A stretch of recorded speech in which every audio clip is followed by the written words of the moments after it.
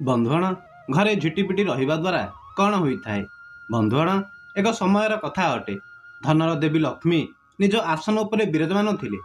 सेही समय देवर्षि नारद सेठारे पहुँचिले। देवर्षि नारद को देखि देवी लक्ष्मी कहिले, आसंतु देवर्षि नारद, आपण को स्वागत। कहतु आज एठाकू आसबार क्यों प्रयोजन रही। देवर्षि नारद देवी लक्ष्मी को प्रणाम करी कहिले, हे देवी, आज मो मन में एक प्रश्न उंकी मारुछि, जहाद्वारा मोरी मन व्याकुल हेउअछि। देवी लक्ष्मी कहिले, हे देवर्षि नारद, पचारंतु आपणक मन में जो भी प्रश्न रही, मु आपणक प्रश्नर उत्तर देई आपणक संतुष्ट करिवार प्रयास करिवि। देवर्षि नारद कहिले, हे देवी, मु देखिछि कि कलिजुगरे प्रत्येक घरे झिटिपिटी रही थांती। यह द्वारा घरे झिटिपिटी रहिबा द्वारा कौन होता है। घरे झिटिपिटी रहिबा शुभ ना अशुभ होता है। देवी लक्ष्मी कहिले, हे देवर्षि नारद, आपणक एही प्रश्न मानव जाति ପାଇଁ बहुत महत्वपूर्ण अटे। हे देवर्षि नारद, झिटिपिटी माने निज सहित केते सारा रहस्य नहीं करी चली थांती। जदि तुलसी और मंदिर रे झिटिपिटी देखा जाए ते व्यक्तिर भाग्य बदलाइबा पर्यंत तांकरी रास्ता निश्चय करी थाए। अलग अलग रंगर झिटिपिटी मध्य रही थांती। केते सारा झिटिपिटी देखिबा द्वारा किछि भिन्न भिन्न प्रकार संकेत होइथाए। देवी लक्ष्मी कहिले, हे देवर्षि नारद, आपणक प्रश्नर उत्तर देबा आगरु मु आपणक किछि कथा कहिबि, जहाकू मन ध्यान दे शेष जाए शुणु। जे भी यही कथा पूरा मन ध्यान दे शेष जाए शुणी थाए, तारी उपरे मोरी कृपा सर्वदा बनी रही थाए। देवर्षि नारद कहिले, हे देवी, आपण कथा कहवा आरंभ करंतु, मु एहाकू शेष जाए निश्चय शुणिबि।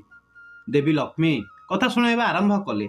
देवी लक्ष्मी कहिले, हे देवर्षि नारद, प्रथमे शुणु, कला रंगर झिटिपिटी घरे थिले कौन होता है। हे देवर्षि नारद, जदि घरर केउ स्थान रे मध्य झिटिपिटी रही थाए, अर्थात कला रंगर झिटिपिटी रही थाए, तेबे ताकू घौड़ाई दियंतु। यह सत्य कि झिटिपिटी माता लक्ष्मी प्रतीक होता है, किंतु कला रंगर झिटिपिटी दरिद्रतार संकेत होता है। कला रंगर झिटिपिटी जदि आपणक घरे देखा जाए, तेबे एहार अर्थ कि आपणक घरे नकारात्मक ऊर्जार वास होता है। कला रंगर झिटिपिटी को शीघ्र शीघ्र घर बाहर कर दियंतु, नचेत भल परिमाण होई न थाए। कला रंगर झिटिपिटी अलक्ष्मीर संकेत होता है। कला झिटिपिटी निज सह दुर्भाग्य नहीं करी चली थाए। दुख, कष्ट, जंत्रणा, भूत प्रेत आत्मार बास हो जाई थाए। एही सबु कला रंगर झिटिपिटी निज सहित नहीं करी चली थाए। जदि आपनकू कला रंगर झिटिपिटी देखा जाए, ते ताकू शीघ्र दूर कर दियंतु। या सह कला झिटिपिटी आपणक शरीर उपरे पड़ी जाए, तेबे एहार अर्थ होता है कि आपणक उपरे कहार खराब नजर रही, किंबा किछि वर्ष मध्यरे आपणक मृत्यु होई जीव। जदि आपणक उपरे कला झिटिपिटी पड़े, तेबे शीघ्र शीघ्र गाधांतु, गंगा जल छिंचंतु, किंबा गंगा स्नान करंतु तथा तीर्थयात्रा करंतु। असुविधा टळीजीव, मृत्यु मध्य टळीजीव। देवी लक्ष्मी कहिले, हे देवर्षि नारद, शुणु, घरे हालुका लाल रंगर झिटिपिटी थिले कौन होता है। हे देवर्षि नारद, जदि घरे हालुका लाल रंगर झिटिपिटी देखा जाए, तेबे आपणक पूर्वज आपणठू रुष्ट अछंती। एपरि रंगर झिटिपिटी घरे रहिबा भल कथा नुहे। सूर्यंक दुर्बल हेबार संकेत मध्य माना जाई थाए। एपरि रंगर झिटिपिटी दुर्भाग्यर प्रतीक होता है। एही झिटिपिटी मानक ठारू दूर रे ही रुहंतु। एपरि झिटिपिटी घरे रहिबा अर्थ नकारात्मक ऊर्जा को आकर्षित करिबा होता है। एही रंगर झिटिपिटी यह दर्शाई थाए कि आपणक पूर्वज आपणक कार्य खुशी नाहांती। जदि एपरि रंगर झिटिपिटी आपणकू केबे केबे मध्य देखा दिए, तेबे तांकू बिना क्षत पहुंचाई घर बाहर कर दियंतु और एपरि कौनसी काम न करंतु, जहाद्वारा आपणक पूर्वज आपणक ठारू रुष्ट हुअंतु।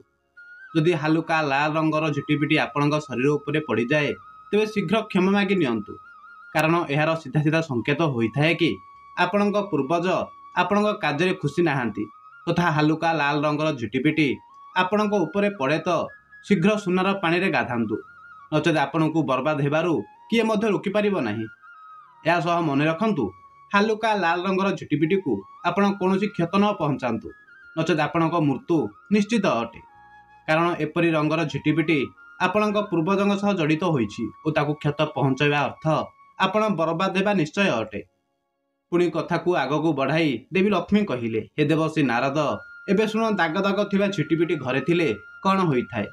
हे देवर्षि नारद, जदि आपनकू एही प्रकार झिटिपिटी केउठारे मध्य देखा जाए, तेबे शीघ्र बुझिबा उचित कि आपणक घर उपरे किए कला जादू करिछि। एही रंगर झिटिपिटी मानक संबंध कला जादू सह होता है। ଯେଉଁ ବି ଘରେ ଏପରି ଝିଟିପିଟି ରହିଥାନ୍ତି ଅର୍ଥ ଆପଣଙ୍କ ଉପରେ କାହାର ଖରାପ ନଜର ରହିଛି ଓ ଆପଣଙ୍କ ଘରେ ନକାରାତ୍ମକ ଉର୍ଜାର ବାସ ହୋଇଥାଏ। ଯଦି ଆପଣ ଏପରି ଝିଟିପିଟି ମାନଙ୍କୁ ଘରୁ ନ ବାହାର କରନ୍ତି ତେବେ ଆପଣ ବର୍ବାଦ ହୋଇପାରନ୍ତି। ଧ୍ୟାନ ରଖ, ଘରୁ ବାହାରିବା ସମୟରେ ଏହି ଝିଟିପିଟି ମାନଙ୍କୁ କୌଣସି ହାନି ନ ପହଞ୍ଚାନ୍ତୁ, ନଚେତ୍ ସବୁ ନକାରାତ୍ମକ ଉର୍ଜା ଆପଣଙ୍କ ଉପରକୁ ଆସିପାରେ। ଏହା ସହ ଆପଣଙ୍କ ଶରୀରରେ ନିଜର ଡେରା ଜମାଇ ପାରନ୍ତି।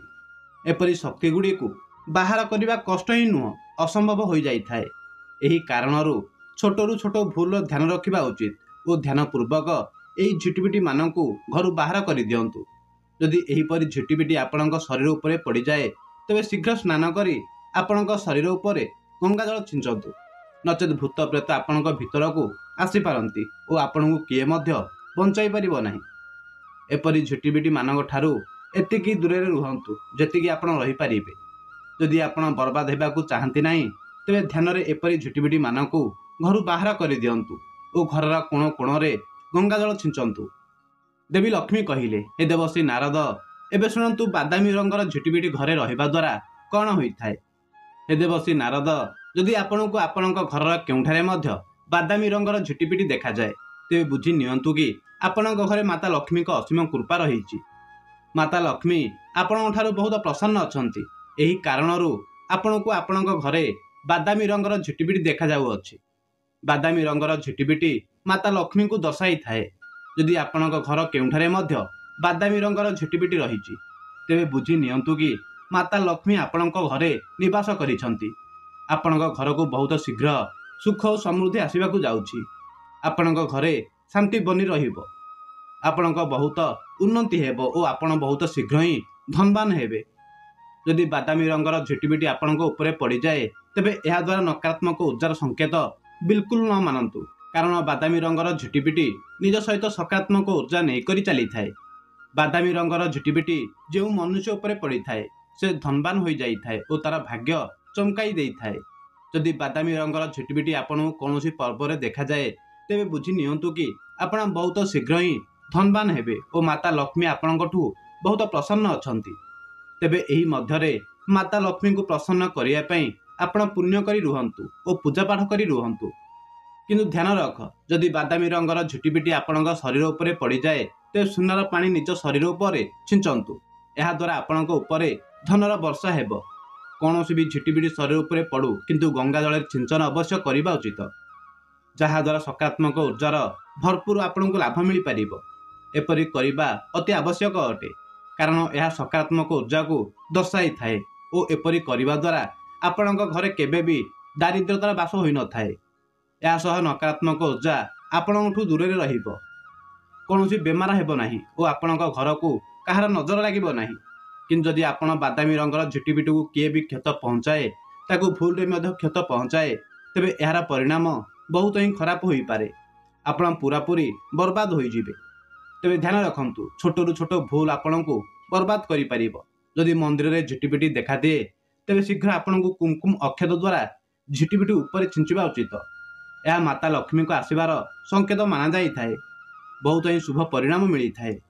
ତୁଳସୀର ଗଛ କିମ୍ବା କୌଣସି ପବିତ୍ର ଗଛ କିମ୍ବା ଘରର ମନ୍ଦିରରେ ଏକ ଝିଟିପିଟି ରହିଥାଏ କିମ୍ବା ଯୋଡ଼ା ରହିଥାଏ ତେବେ ଏହା ଉତ୍ତମ ମଙ୍ଗଳକାରୀ ମାନାଯାଇଥାଏ।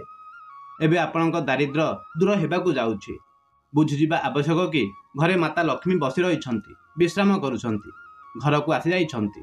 ଦେବୀ ଲକ୍ଷ୍ମୀ କହିଲେ, ହେ ଦେବଶ୍ରୀ ନାରଦ, ଝିଟିପିଟିଙ୍କ ରଙ୍ଗ ବିଷୟରେ ଓ ତାର ମହତ୍ତ୍ୱ ବିଷୟରେ ଆପଣଙ୍କୁ କହିଲି, କିନ୍ତୁ ଏବେ ମୁଁ ଆପଣଙ୍କୁ କହିବି କି କେଉଁ କେଉଁ ଜାଗାରେ ଝିଟିପିଟି ମିଳିବା ଶୁଭ ମାନାଯାଇଥାଏ ଓ କେଉଁ କେଉଁ ଜାଗାରେ ମିଳିବା ଅଶୁଭ ମାନାଯାଇଥାଏ।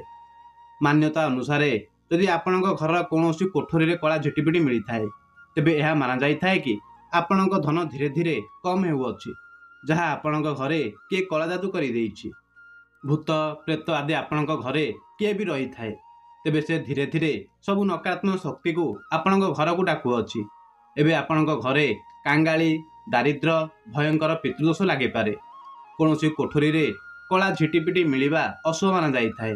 ଯଦି ପତି ପତ୍ନୀଙ୍କ କୋଠରୀରେ କଳା ଝିଟିପିଟି ଦେଖାଯାଏ ତେବେ ବୁଝନ୍ତୁ ଛାଡ଼ପତ୍ର ହୋଇପାରେ, ମତଭେଦ ହୋଇପାରେ, କଳି ଝଗଡ଼ା ହୋଇପାରେ, ଜୀବନରେ ଦାରିଦ୍ର୍ୟତା ପ୍ରବେଶ କରିପାରେ ଓ ଯେବେ ବି ଆପଣଙ୍କ କୋଠରୀରେ ଏପରି ଝିଟିପିଟି ମିଳେ ତାକୁ ଶୀଘ୍ର ହିଁ ଘଉଡ଼ାଇ ଦିଅନ୍ତୁ। କିନ୍ତୁ ଧ୍ୟାନ ରଖ, ତାଙ୍କୁ କିଏ ବି କ୍ଷତ ନ ପହଞ୍ଚାଅ, ଅନ୍ୟଥା ଆପଣଙ୍କୁ ପାପ ଲାଗିପାରେ। ଦେବୀ ଲକ୍ଷ୍ମୀ କହିଲେ, ହେ ଦେବଶ୍ରୀ ନାରଦ, ଦ୍ୱିତୀୟ ଜାଗା ଅଟେ ଇଟାର ତଳେ। ଯଦି ଆପଣଙ୍କୁ ନିଜର ଘର ଇଟା ଭିତରୁ ଝିଟିପିଟି ବାହାରୁଥିବାର ଦେଖାଦିଏ, ତେବେ ବୁଝି ନିଅନ୍ତୁ କି ଆପଣଙ୍କ ଘରେ ରାହୁକେତୁର ବାସ ଅଟେ। ରାହୁକେତୁ ଆପଣଙ୍କୁ ପ୍ରତି ସମୟରେ ଅସୁବିଧା ପହଞ୍ଚାଇ ପାରିବେ, କୌଣସି ହାନି କିମ୍ବା କ୍ଷତ ମଧ୍ୟ ଦେଇପାରନ୍ତି। ପ୍ରାୟତଃ ଲୋକ ରାହୁକେତୁଙ୍କୁ ହାଲକାରେ ନେଇଥାନ୍ତି। ଶନିଦେବ ତ କ୍ଷମା ମଧ୍ୟ କରିପାରନ୍ତି, କିନ୍ତୁ ରାହୁକେତୁ ଓଲଟା ଚାଲ ଚଲାଇଥାନ୍ତି, ଯାହାଦ୍ୱାରା ବ୍ୟକ୍ତିଙ୍କ ଓଲଟା ଦିନ ଆରମ୍ଭ ହୋଇଯାଇଥାଏ। ରାହୁକେତୁଙ୍କ ମାଡ଼ରେ ମନୁଷ୍ୟ ଗରିବରୁ ଅତି ଗରିବ ହୋଇଯାଇଥାଏ, ଶରୀର ବହୁତ ଦୁର୍ବଳ ହୋଇଯାଇଥାଏ, ଚିକିତ୍ସାଳୟରେ ଚିକିତ୍ସା କରିବା ପର୍ଯ୍ୟନ୍ତ ପଇସା ତାରି ପାଖରେ ରହିନଥାଏ। ଏହି କାରଣରୁ ସମୟ ଥାଉ ଥାଉ ରାହୁକେତୁଙ୍କୁ ପ୍ରସନ୍ନ କରିବାରେ ଲାଗିଯାଆନ୍ତୁ। ଖାସ୍ କରି କଳା ଝିଟିପିଟି ରାହୁକେତୁଙ୍କ ସମ୍ବୋଧିତ ହୋଇଥାନ୍ତି। କଳା ଝିଟିପିଟି ଆପଣଙ୍କୁ ଅଧିକ ମାତ୍ରାରେ ଘର କୌଣସି ଜାଗାରେ ମିଳିଥାଏ, ତେବେ ତାହା ଆପଣଙ୍କୁ ବର୍ବାଦ କରିବାକୁ ଆସିଛନ୍ତି। ମନୁଷ୍ୟଙ୍କ ଦ୍ୱାରା କୌଣସି ନା କୌଣସି ଭୁଲ ହୋଇ ରହିଥାଏ। ଏହି କାରଣରୁ ରାହୁକେତୁ ମଧ୍ୟ ନିଜ ଚାଲ ଚଲାଇଥାନ୍ତି, ଯାହାଦ୍ୱାରା ତାକୁ ଦଣ୍ଡ ମିଳିପାରେ। ସେ ମନୁଷ୍ୟଙ୍କୁ ସଂକେତ ଦେଇଥାନ୍ତି କି ଏବେ ତୋର ଖରାପ ସମୟ ଆସିବାକୁ ଯାଉଛି। ଏହି କାରଣରୁ ରାହୁକେତୁ ନିଜର ପ୍ରତୀକ ପଠାଇଥାନ୍ତି। କଳା ଝିଟିପିଟି ଆପଣଙ୍କୁ କହିଥାଏ କି ଏବେ ଆପଣଙ୍କ ଖରାପ ସମୟ ଆସିଯାଇଛି। ରାହୁକେତୁଙ୍କୁ ପ୍ରସନ୍ନ କରିବା ବହୁତ ସହଜ ଅଟେ। ଯଦି ରାହୁକେତୁ ପ୍ରସନ୍ନ ହୋଇଯାଆନ୍ତି, ତେବେ ଦାରିଦ୍ର୍ୟ ନଷ୍ଟ ହୋଇଯିବ, ବ୍ୟକ୍ତି ରଙ୍କରୁ ରାଜା ହୋଇଯାଇଥାଏ। ରାହୁକେତୁଙ୍କୁ ପ୍ରସନ୍ନ କରିବାର ଏକ ଛୋଟ ଉପାୟ ରହିଛି। ଦ୍ୱିପହର 12ଟା ପରେ ଓ ଦ୍ୱିପହର 3ଟା ପୂର୍ବରୁ ଏହି ଉପାୟ କରିବା ଉଚିତ, କାରଣ ଏହି ସମୟରେ ରାହୁକେତୁ ସକ୍ରିୟ ରହିଥାନ୍ତି। କୌଣସି ବି କଳା ବିଲେଇକୁ କ୍ଷୀର ପିଆନ୍ତୁ ଓ ସେହି କ୍ଷୀରରେ କଳା ତିଳ ପକାନ୍ତୁ। ଏପରି କରିବା ଦ୍ୱାରା ରାହୁକେତୁ ପ୍ରସନ୍ନ ହୁଅନ୍ତି। କଳା କୁକୁରକୁ ଭୋଜନ କରାଇବା ଦ୍ୱାରା ରାହୁ ପ୍ରସନ୍ନ ହୋଇଥାନ୍ତି। ଏହି ସବୁ ଦ୍ୱିପହରରେ ହିଁ କରିବାର ଅଛି। ଦ୍ୱିପହର ସମୟରେ ମଧ୍ୟ ଆପଣ କଳା ଗୋମାତାକୁ ମଧ୍ୟ ଭୋଜନ କରାଇ ପାରିବେ। ଏପରି କରିବା ବହୁତ ବଡ଼ ଶୁଭ ମାନାଯାଇଥାଏ। ରାହୁ ପ୍ରସନ୍ନ ହୋଇଥାନ୍ତି ଓ ଦାରିଦ୍ର୍ୟ ଶେଷ ହୋଇଯାଇଥାଏ। କିନ୍ତୁ ସବୁଠାରୁ ଉତ୍ତମ ଉପାୟ କଳା ବିଲେଇକୁ କ୍ଷୀର ପିଆଇବା ହିଁ ମାନାଯାଇଥାଏ। ଯଦି ଆପଣ ଚାହିଁବେ, ତେବେ ନିଜ ଘରର କୌଣସି କୋଣରେ କ୍ଷୀର ରଖିଦିଅନ୍ତୁ, ଯେଉଁଠାକୁ ବିଲେଇ ଯିବା ଆସିବା କରିଥାନ୍ତି। ତେବେ ସେଠାରୁ ବିଲେଇ ନିଜର ଭୋଜନ ନେଇପାରିଥାଏ ଓ କ୍ଷୀର ପିଇ ପାରିଥାଏ।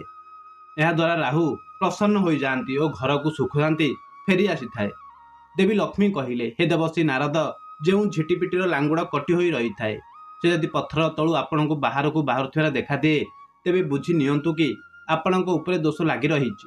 ଯଦି ଭୁଲରେ ଝିଟିପିଟି ମରିଯାଏ, ତେବେ ମାତା ଲକ୍ଷ୍ମୀ ଆପଣଙ୍କ ଠାରୁ ରୁଷ୍ଟ ହୋଇଯାଇଥାନ୍ତି ଓ ଆପଣ ବର୍ବାଦ ହୋଇପାରନ୍ତି। ରାହୁକେତୁଙ୍କ ଅଭିଶାପ ଲାଗିଥାଏ। ଯଦି ଝିଟିପିଟିର ପାପ ଲାଗିଯାଏ, ତେବେ ତାକୁ 100 ପାପର ସମାନ ଦାରିଦ୍ର୍ୟ ସହନ କରିବାକୁ ପଡ଼ିଥାଏ। ଏହି କାରଣରୁ ଦାରିଦ୍ର୍ୟ, ଅସୁବିଧା ଓ ମୃତ୍ୟୁରୁ ବଞ୍ଚିବା ପାଇଁ ରୂପାର ଝିଟିପିଟି ବନାଇ ଗଙ୍ଗା ଜଳରେ ବିସର୍ଜିତ ଅବଶ୍ୟ କରିବା ଉଚିତ ଓ ନିଜ ଭୁଲର କ୍ଷମା ଯାଚନା କରିବା ଉଚିତ। ଦେବୀ ଲକ୍ଷ୍ମୀ କହିଲେ, ହେ ଦେବଶ୍ରୀ ନାରଦ, ତୁଳସୀ ଗଛର ପାଖରେ ଯଦି ଝିଟିପିଟି ରହିଥାଏ, ତେବେ ତାହା ଭାଗ୍ୟବାନଙ୍କ ଘରେ ହିଁ ହୋଇଥାଏ। ତୁଳସୀ ଗଛ ପାଖରେ ଝିଟିପିଟି ରହିବା କୌଣସି ମାମୁଲି କଥା ନୁହେଁ। ଯଦି ଯେଉଁ ଘରେ ତୁଳସୀରେ ସାକ୍ଷାତ ଝିଟିପିଟି ରହିଥାଏ, ଦର୍ଶନ ଦେଇଥାଏ, ତେବେ ବୁଝି ନିଅନ୍ତୁ କି ତୁଳସୀ ମାତା ଆପଣଙ୍କ ଏହି ପବିତ୍ର ଗଛରେ ବିରାଜିତ ଅଛନ୍ତି ଓ ସେ ଆପଣଙ୍କୁ ବାରମ୍ବାର ଦର୍ଶନ ଦେଉଛନ୍ତି। ଏହାର ଅର୍ଥ କି ଆପଣ ତୁଳସୀଙ୍କ ସେବାଭାବ ଭଲରେ କରି ରହୁଛନ୍ତି, ଦୀପକ ଜାଳୁଛନ୍ତି। ବହୁ ଲୋକଙ୍କ ମଧ୍ୟରେ କୌଣସି ଖାସ୍ଙ୍କ ଘରେ ତୁଳସୀର ଗଛରେ ଝିଟିପିଟି ରହିଥାଏ ଓ କେବେ କେବେ ନିଜର ଦର୍ଶନ ମଧ୍ୟ ଦେଇଥାଏ। ଏହା ବହୁତ ହିଁ ଶୁଭ ଓ ବଡ଼ ଲାଭପ୍ରାପ୍ତ ହୋଇଥାଏ। ଏହାଦ୍ୱାରା ଭଗବାନ ଶ୍ରୀହରି ନାରାୟଣ ତଥା ମାତା ଲକ୍ଷ୍ମୀ ଓ ଶାଳିଗ୍ରାମଙ୍କ କୃପା ପ୍ରାପ୍ତ ହୋଇଥାଏ। କିନ୍ତୁ ମନେ ରଖନ୍ତୁ, ବାଦାମୀ ରଙ୍ଗର ଝିଟିପିଟି ହିଁ ତୁଳସୀରେ ରହିବା ଆବଶ୍ୟକ। କଳା ରଙ୍ଗର ଝିଟିପିଟି ଅଶୁଭ ମାନାଯାଇଥାଏ। ଝିଟିପିଟି ଯଦି ଆପଣଙ୍କ ସମ୍ମୁଖରେ ଚାଲୁଥିବାର ଦେଖାଦିଏ, ତେବେ ବୁଝି ନିଅନ୍ତୁ କି ଆପଣଙ୍କ ଯାତ୍ରା ମଙ୍ଗଳମୟ ହେବ। ଆପଣ ଯେଉଁଠାକୁ ମଧ୍ୟ ଯାତ୍ରା କରିବେ, ସେଥିରେ ଆପଣଙ୍କୁ ପୁଣ୍ୟ ପ୍ରାପ୍ତ ହେବ, ସଫଳତା ପ୍ରାପ୍ତ ହେବ, ଆପଣଙ୍କ ଯାତ୍ରା ସୁଖପୂର୍ବକ ହେବ। ଯାତ୍ରା ମାର୍ଗରେ ଆସିବାକୁ ଥିବା ପ୍ରତ୍ୟେକ ସମସ୍ୟା ସୁଖରେ ବଦଳିଯିବ। କଥାକୁ ଆଗକୁ ବଢ଼ାଇ ଦେବୀ ଲକ୍ଷ୍ମୀ କହିଲେ, ହେ ଦେବଶ୍ରୀ ନାରଦ, ଝିଟିପିଟିର ଲାଙ୍ଗୁଡ଼ ଆପଣଙ୍କ ଦ୍ୱାରା ଭୁଲରେ କଟିଗଲା ଓ ସେ ଯେତେ ସମୟ ଯାଏଁ ଛଟପଟ ହେବ, ସେତିକି ହିଁ କଷ୍ଟ ଆପଣଙ୍କ ଘରେ ସୃଷ୍ଟି ହେବ। ଝିଟିପିଟିର କଟିଯାଇଥିବା ଲାଙ୍ଗୁଡ଼ ଯେତେ ସମୟ ଯାଏଁ ଛଟପଟ ହୋଇଥାଏ, ସେତିକି ହିଁ ଘରେ କାଙ୍ଗାଳି, ଦାରିଦ୍ର୍ୟ, ଅସୁବିଧା ଓ ରାହୁକେତୁ ଅସନ୍ତୋଷ ହୋଇଯାଇଥାନ୍ତି। ଲାଙ୍ଗୁଡ଼ କଟିଯାଇଥିବା ଝିଟିପିଟି ଅଶୁଭ ମାନାଯାଇଥାଏ। ଝିଟିପିଟିର କଟା ଲାଙ୍ଗୁଡ଼ କଷ୍ଟରେ ଭରି ରହିଥାଏ, ତେବେ ଏହାକୁ ଶୋକର କାରକ ମାନାଯାଇଥାଏ। କଥାକୁ ସମାପ୍ତ କରି ଦେବୀ ଲକ୍ଷ୍ମୀ କହିଲେ, ହେ ଦେବଶ୍ରୀ ନାରଦ, ଆଶା କରୁଛି ଆପଣଙ୍କୁ ଆପଣଙ୍କ ପ୍ରଶ୍ନର ଉତ୍ତର ମିଳିଯାଇଥିବ। ଦେବଶ୍ରୀ ନାରଦ କହିଲେ, ହେ ଦେବୀ, ଆପଣଙ୍କ ମୁଖରୁ ଏହି କଥା ଶୁଣି ମୁଁ ଧନ୍ୟ ହୋଇଗଲି। ଆପଣଙ୍କ ଏହି କଥାକୁ ମୁଁ ପୁରା 3 ଲୋକରେ ପ୍ରସାର କରିବି। ବନ୍ଧୁଗଣ, ଆଶା କରୁଛି ଆପଣଙ୍କୁ ଏହି କଥାଟି ନିଶ୍ଚୟ ପସନ୍ଦ ଆସିଥିବ। ଯଦି ଏହି କଥାଟି ଆପଣଙ୍କୁ ପସନ୍ଦ ଆସିଥାଏ ତେବେ କମେଣ୍ଟ ବକ୍ସରେ ଜୟ ମା ଲକ୍ଷ୍ମୀ ନିଶ୍ଚୟ ଲେଖିଦିଅନ୍ତୁ। ଏହା ସହ ଭିଡ଼ିଓକୁ ଲାଇକ୍ କରି ଆମର ୟୁଟ୍ୟୁବ୍ ଚ୍ୟାନେଲକୁ ସବସ୍କ୍ରାଇବ୍ କରିଦିଅନ୍ତୁ। ଧନ୍ୟବାଦ।